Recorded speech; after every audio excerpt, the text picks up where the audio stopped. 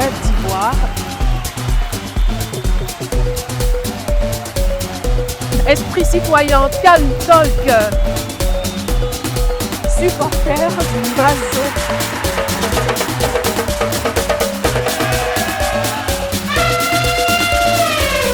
Côte d'Ivoire 2024, c'est à nous de jouer. Hello chers tous, nous sommes à quelques encablures de la plus grande compétition sportive africaine qui va se dérouler en terre ivoirienne et ce sera l'occasion pour nous de démontrer notre hospitalité légendaire et naturelle et de montrer toute la beauté de la Côte d'Ivoire. Eh bien, dans cette émission, nous ne manquerons pas de partager avec vous des histoires folles, des souvenirs, des informations de l'actualité liées à la CAN dans une ambiance déconcertante à travers Rêve d'Ivoire, Rêve de Cannes, Can Talk, Esprit citoyen, Supporter Mazo. Aquaba en Côte d'Ivoire. Bienvenue dans C'est à nous de jouer. Tout de suite, je vous invite dans mon Rêve d'Ivoire.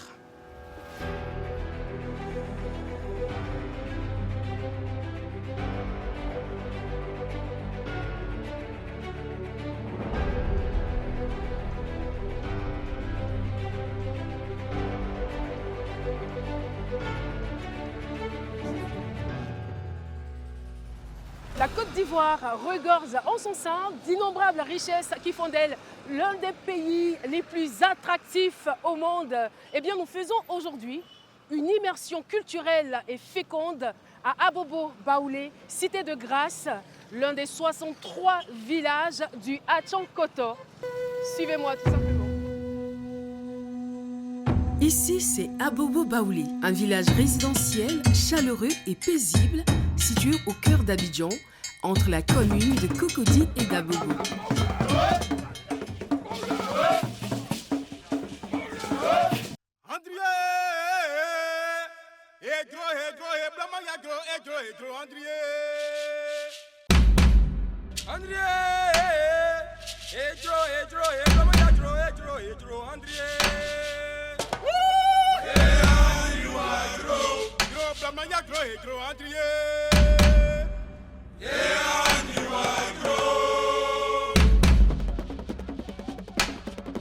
Nous sommes accueillis dès l'entrée de ce village singulier alliant urbanisme et tradition par des guerriers de la catégorie Nyando Djeo.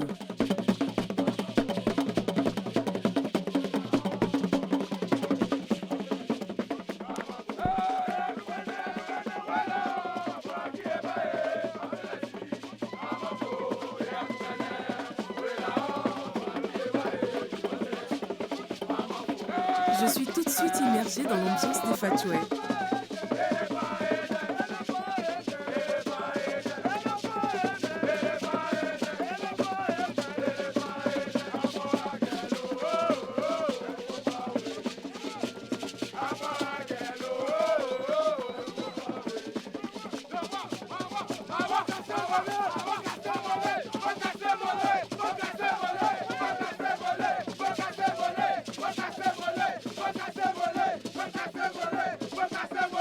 Malgré la pression du chronomètre, j'ai pu revêtir les apparats symboliques des femmes et je crois que je ressemblais quand même à une tchabia. Vous ne trouvez pas ?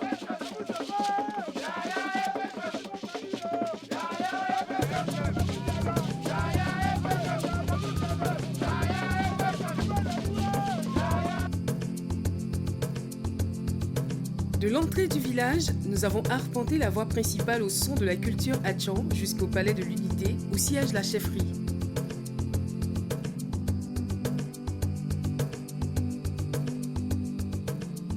Je suis Yobou Guy Kessel, je suis le doyen de la catégorie blessure Agban d'Abo Baoulé. Nous sommes en présence actuellement de la danse guerrière qui est derrière moi, juste derrière moi. La danse guerrière, c'est une danse qui nous montre un peu la réjouissance des pas en pays Hatchan. Chez nous ici, il y a 4 générations. Et 4 générations, dans une génération, il y a aussi 4 catégories. Ceux-là sont appelés les Nyando. Il y a les Nyando Djeo qui sont les plus grands, Nyando Doba qui sont les moins âgés, Nyando Agban et Nyando Asuku. Ceux-là, ils sont appelés les Nyando Doba. Ils viennent après les Nyando Djeo. Et donc, c'est la carte qui montre qu'elle est maintenant mature. Au niveau du village, maintenant, elle peut considérer d'autres décisions quand nous sommes sous la palabre. Et donc, c'est une danse de réjouissance pour montrer que nous sommes vraiment à but pour que nous puissions les tissus dans notre village. Chef, à nous. Oh. Yeah.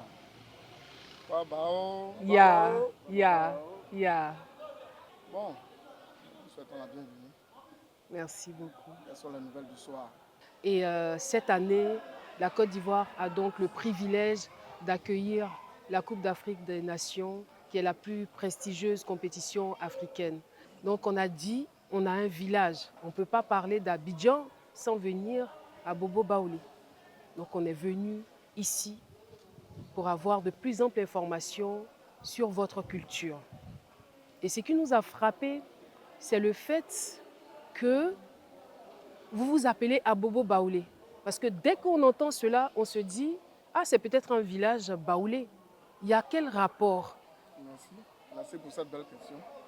Effectivement, tous ceux qui arrivent ici pour la première fois, c'est ce qui les frappe. Pourquoi Abobo Baoulé alors qu'on parle de briller? Effectivement, cette appellation vient des Blancs. Baoulé, en vraie prononciation à Tchan, c'est Baouré. Baouré. Baouré. Baouré. Ce sont des graines qu'on a étalées. Et ces graines-là ont été étalées en grand nombre. Donc, vous êtes d'accord avec moi que le blanc ne peut pas écrire dans l'ethnie des allogènes ou des autochtones. Et c'est comme ça que ça se passe. Donc, bien évidemment, ils ont écrit Abobo Baoulé. Même Abobo, ce n'est pas Abobo comme vous l'entendez. C'est Bamban. C'est Abobo. Voilà, Abobo Baoulé. Abobo là, c'est Bamban. Bamban. Ça veut dire que c'est beaucoup. Voilà, c'est beaucoup. Donc, c'est Baoulé qui attire plus l'attention des gens. Je crois qu'il faut expliquer les choses telles qu'elles sont. Baoulé, je dis normalement c'est Baouré. Vous voyez comment je prononce en vrai à Tcham. Baouré. Baouré. Voilà, Baouré. Je ne sais pas si vous aimez le foot ou est-ce que vous aimez le foot? Vous regardez souvent les matchs des éléphants. Je ne suis pas fanatique. Vous n'êtes pas fanatique, Voilà, hein? non, j'aime le foot.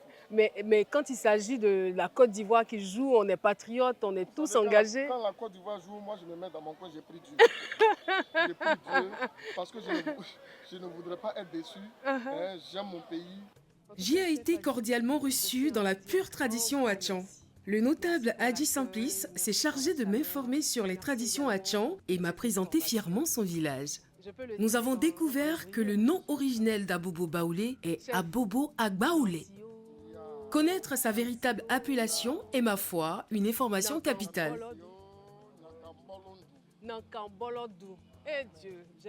Justement, parlons de capitale. Faisons une petite balade dans la ville d'Abidjan. À Paris, vous pourrez admirer la Tour Eiffel. À Abidjan, nous vous attendons sur le célèbre 5e pont linéaire d'1,63 km, baptisé Pont Alassane Ouattara, qui ne fait qu'attirer du monde depuis avril 2023. Sur les bords de la lagune ébriée se situe également le Sofitel Hôtel Ivoire, qui vous permet d'allier travail et détente grâce à son splendide cadre, ses salles et chambres équipées. Cap sur la commune du Plateau qui, en plus du 5e pont, abrite l'un des plus beaux stades du pays. Le mythique stade Félix Houphouët-Boigny, fièrement rénové avec une capacité de 40 000 places pour le bonheur de ses fervents supporters.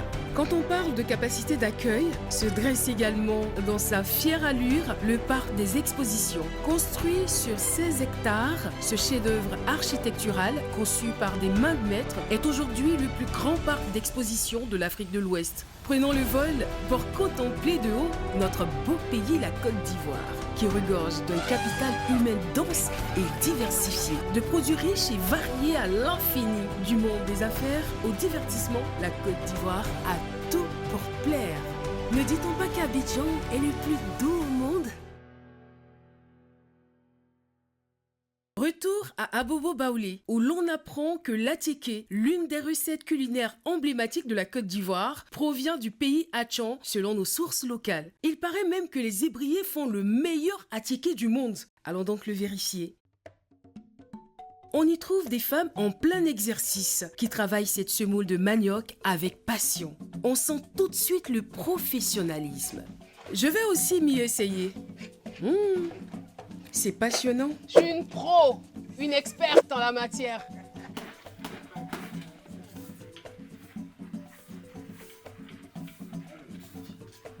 m'appelle Giro Jeannette. Chez nous, les ébrouillés, la manière dont on fait de la téké à Bobaoulé, on fait du bon téké. Mes enfants, j'ai 5 enfants, 3 filles, 2 garçons. Ça fait plus de 15 ans, disons 20 ans même, je suis dedans. C'est ça que je fais pour aider monsieur quand il vivait même. Je prends pour l'aider, il faut partir les enfants à l'école. Jusqu'à ce qu'il décède, je suis dedans, je fais toujours. Je pense que la Côte d'Ivoire peut gagner. Ils jouent bien, ils vont gagner. Une fabrique, c'est bien, mais 2, c'est encore mieux.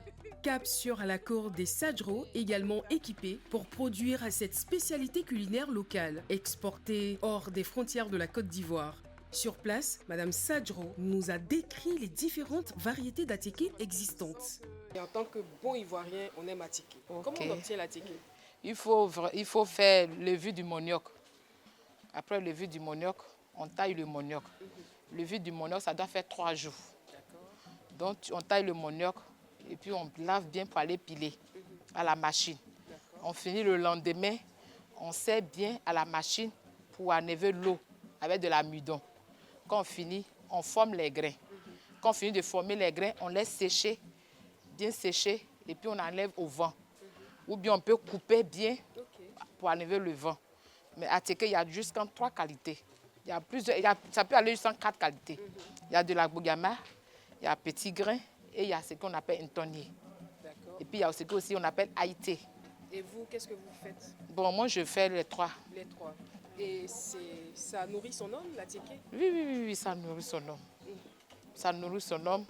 Ça fait même l'école même des enfants. C'est aussi cela, ressentir toutes les émotions de cette compétition africaine unique qu'est la CAN. Chers usagers de la route, pour tous vos besoins d'assistance, de dépannage et d'information, contactez gratuitement le numéro vert 1305, disponible 7 jours sur 7, 24 heures sur 24. Suivez les indications du standard et un opérateur prendra en charge vos préoccupations. Faire notre ambition, votre confort routier. Fou rire, drôlerie, anecdotes, souvenirs indélébiles, nous sommes dans les bérets de Cannes. Alors je suis Gagui Célie Saint-Joseph, capitaine de la génération Sénégal 92, mais capitaine depuis 84, après Côte d'Ivoire 84, donc en 85, 86, 87, 88, 89 et Akakwame a pris le relais en 90. À 90, oui. Alors comment ça va? Le capitaine second de l'équipe nationale de Côte d'Ivoire. Gagui, le premier capitaine. Mon capitaine. Vraiment, capitaine. Voilà, moi, mon capitaine, c'est Akakwame. Et puis le deuxième capitaine, c'est Magui Serge Alain. Moi, merci. Le premier capitaine. Merci Gagui.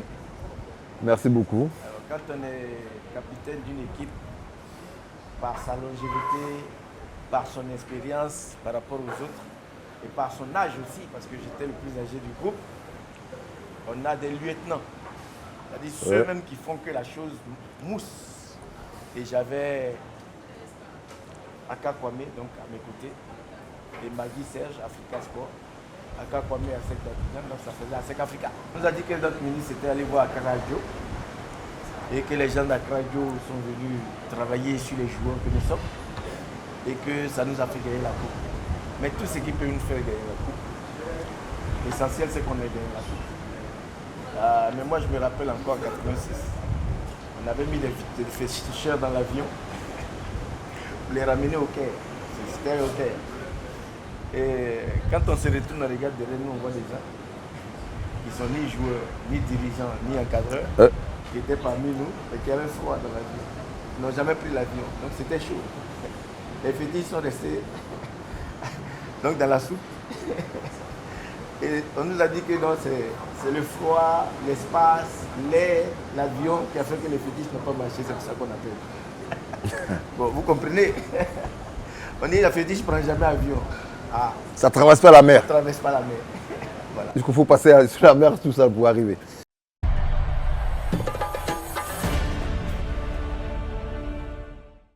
En France, il y a un certain Kylian Mbappé, star du football et fer de lance de l'attaque du Paris Saint-Germain.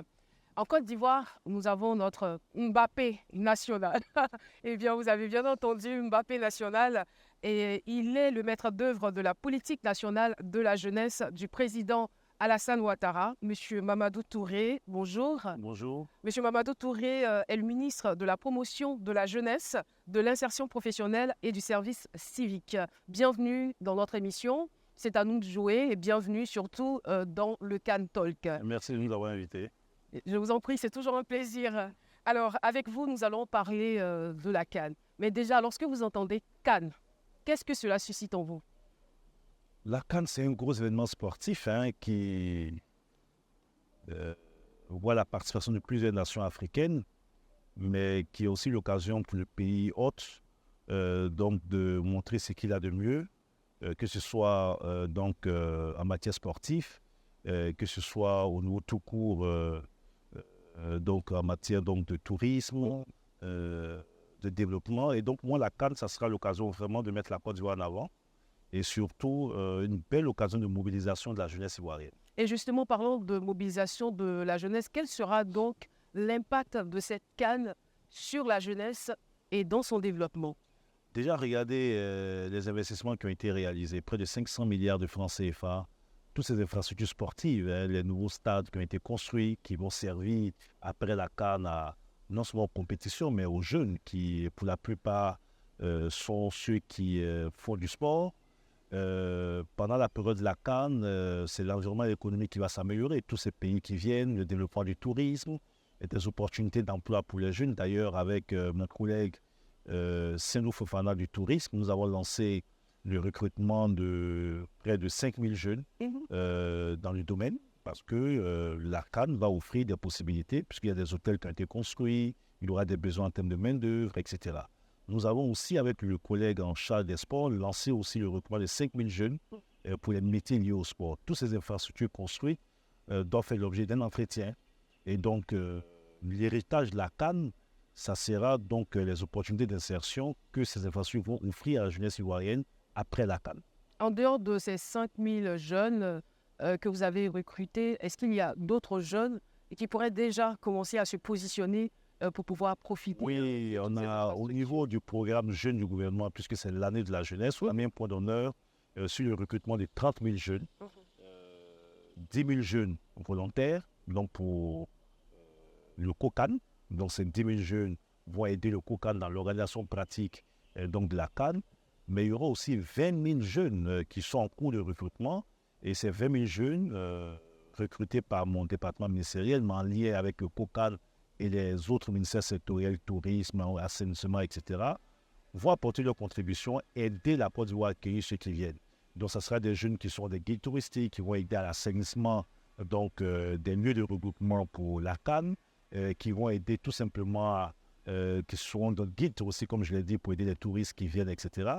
Donc, ce sont des jeunes qui vont passer aussi à l'animation des villes CAN, mais les villes périphériques, puisque l'idée du gouvernement, c'est de faire en sorte que la CAN ne soit pas vécue seulement dans les 5 villes, mais faire en sorte que toutes les villes de Côte d'Ivoire puissent vibrer au rythme de cette CAN. Et donc, les 20 000 jeunes seront répartis sur l'ensemble du territoire national. Est-ce qu'il y a des critères particuliers pour faire partie de ces 20 000 jeunes? Oui, il faut être jeune d'abord. Il faut être jeune. Il faut être jeune. Et ensuite, il faut être disposé vraiment de façon bénévole à contribuer au succès de cet événement et à participer à toutes les tâches liées à cet événement. Et je peux vous dire que déjà, en moins d'un mois, sur 20 000 jeunes attendus, nous avons près de 133 000 jeunes inscrits. 133 000 jeunes qui sont mobilisés. C'est énorme. Hein? Non, c'est énorme. Mais en même temps, je me pose des questions. Est-ce que ce n'est pas lié au taux de chômage élevé? Non, mais ça n'a rien à voir. Ça n'a rien à voir. Certains jeunes qui seront des bénévoles pour la CAN travaillent déjà, d'autres ne travaillent pas. Mais ça montre plutôt l'engouement que suscite cet événement au sein de la jeunesse ivoirienne. Alors, vous avez certainement observé notre équipe nationale. Oui. Vous y croyez? La coupe est en ce moment ici en Côte d'Ivoire. Il restera ou pas? J'ai suivi les 2 derniers matchs, le match contre le Maroc et le match contre l'Afrique du Sud. On a une très belle équipe. qui a un fort potentiel. Et vous savez, le Maroc a été quand même quart de finaliste de la Coupe du Monde. Donc, tenir en échec le Maroc, on avait presque gagné. Et donc, on a une équipe qui est à niveau et qui peut nous permettre de maintenir cette coupe ici en Côte d'Ivoire. Nous n'avons pas quelques difficultés au niveau de l'attaque? Moi, je trouve qu'on a une très belle attaque. C'est vrai qu'il y a eu quelques actions individuelles qui ont pu donc contrarier un tant soit peu des succès en termes de buts. Mais je pense que le but des matchs amicaux, c'est justement procéder à des réglages. Tout à fait. Mais on peut se dire que dans l'ensemble, nous avons une très belle équipe avec des joueurs de très bon niveau, mais surtout des joueurs engagés. On avait des joueurs qui se battent sur le terrain. Parce que les Ivoiriens ont tendance tous à reprocher à nos joueurs de ne pas se battre suffisamment sur le terrain. Mais là, on a vu des joueurs très combatifs. Voilà. Et donc, je pense faut qu'ils suivent votre exemple. Hein. Non, peut-être c'est continuer sur leur exemple. On a un ministre qui est très combatif, mais en très tout cas, dynamique. on a été fiers en tant que spectateurs de voir qu'on a une équipe combative qui techniquement est bonne. Et je pense qu'on peut aller le plus loin possible et pourquoi pas maintenir cette coupe ici à Abidjan en Côte d'Ivoire. Merci infiniment, Monsieur le ministre, d'avoir répondu à nos questions. Merci en tout cas, on est très, très heureux et très rassurés en même temps. Voilà, donc la CAN, c'est maintenant. C'est donc à nous de jouer en tant qu'Ivoiriens. C'est à nous de faire de cette CAN un moment inoubliable. Et également, la Côte d'Ivoire sera, au-delà de nos attentes, une destination très prisée par l'international. L'avenir nous en dira plus. Merci encore. Monsieur le ministre Mamadou Touré. Merci. Et on se dit à très bientôt. Le CAN Talk pour aujourd'hui, c'est terminé. L'engagement social et citoyen de tous est indispensable dans la réussite de cette CAN. On part tout de suite pour Esprit citoyen. Être un bon citoyen, c'est s'engager dans la vie de sa communauté, de son pays. Et aujourd'hui, quoi de mieux que de s'impliquer dans l'organisation, la réussite de la CAN prochaine qui va se dérouler en terre ivoirienne. Tout de suite, dans Esprit citoyen, le lancement du programme officiel des bénévoles, 20 000 bénévoles exactement pour la CAN 2023. C'est parti.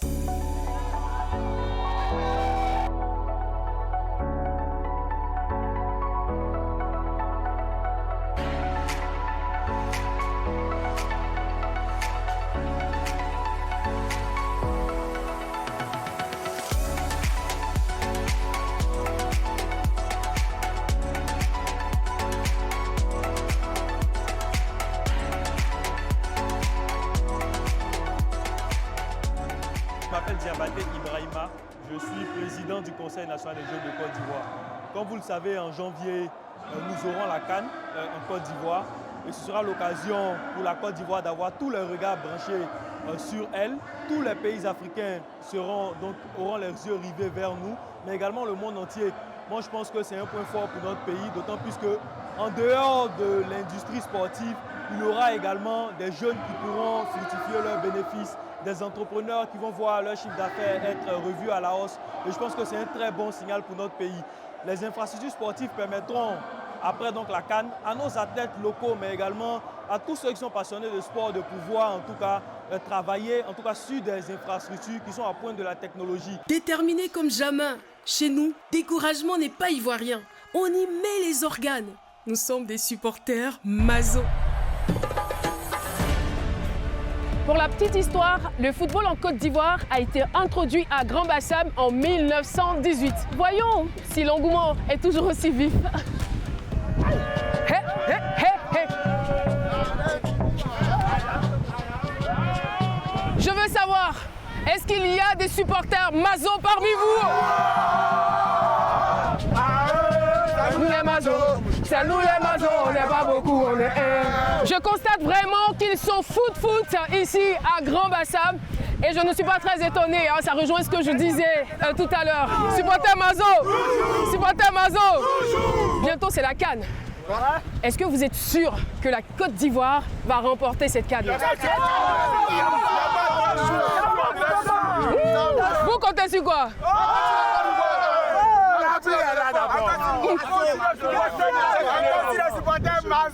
Tout le monde le sait, la Côte d'Ivoire, c'est un pays d'hospitalité. Quel accueil vous réservez à tous ceux qui vont effectuer le déplacement parce que les gens viendront visiter Bassam. Bassam, c'est une ville historique et touristique. À l'ouest, on a coutume à nous. Quand l'étranger vient, on a notre façon de faire, de pouvoir l'accueillir. Donc imaginez-vous, les sortants des Tini, chacun vient s'arrêter d'accueil. Et c'est comme ça que nous allons faire pour ceux-là qui vont venir. Et c'est comme ça. Et puis ils ne vont pas regretter. Et ils ne regretteront pas, parce que là, on va les accueillir comme il se doit. Parce que l'Ivoirien n'est pas rancunier, et puis on a problème avec personne. Moi, ici, il y a un Boyen en Côte d'Ivoire ici. Nous, on est en tant que Cameroun ici. Mais c'est nos cousins. Les Camerounais, c'est nos beaux. On ne se connaît pas. Non, mais c'est nos Le père, c'est moi qui je parle. Ça, c'est son origine, son terrain. Nana, Wagi, ils n'ont qu'à jouer baron. Il faut qu'ils n'ont qu'à jouer baron, on va prendre couple. C'est tout ici. Voilà, ils n'ont qu'à jouer baron. S'ils ont joué à supporter. S'ils n'ont pas joué à supporter. Mais comment on va faire?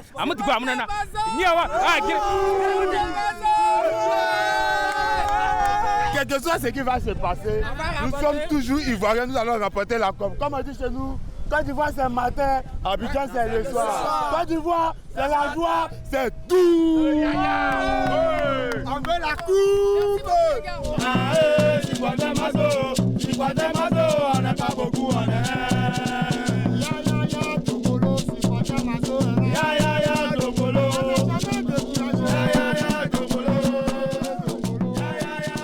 Et voilà, j'espère que tout comme moi, vous avez savouré ce cocktail d'émotions. On se dit à très vite, la balle est au centre, c'est à nous de jouer.